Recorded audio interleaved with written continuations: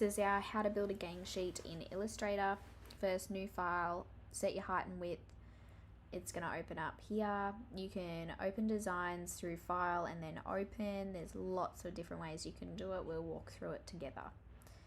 Then just find the files you're after, select them or a couple of them, and then press open. If you do it this way, it'll open various ones in different windows. You just Control C, Control V, it'll take it back here.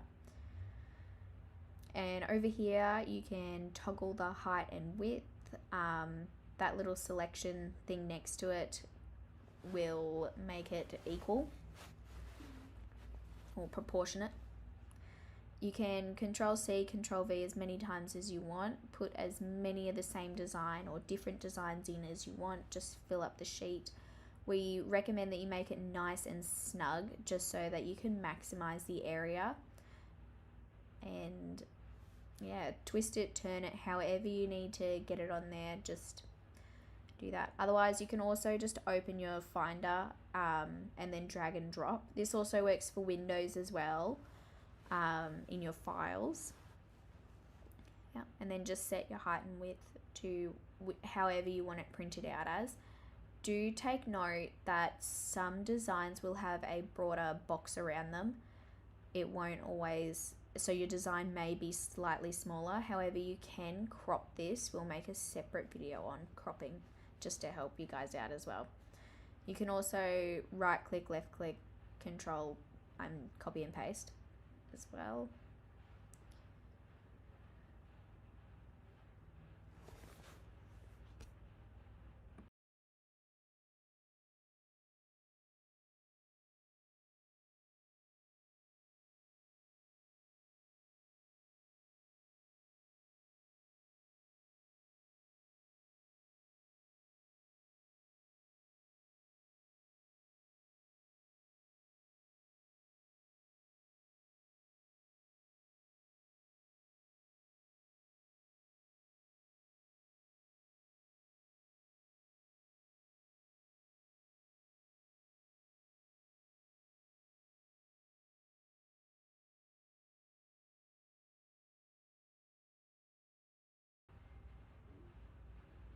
Just make sure too that when you're popping artworks in that you zoom in to around about 200%.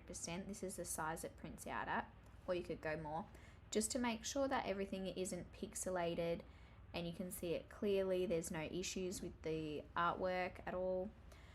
And just drag and drop again as many designs as you want. Fill up the page as best you can. Just be mindful that you might need to crop some images if their border box is too wide, because that will affect the size of your artworks. So if your border box is too wide, when you resize it, it resizes the border box, not the artwork within it. So just make sure of that.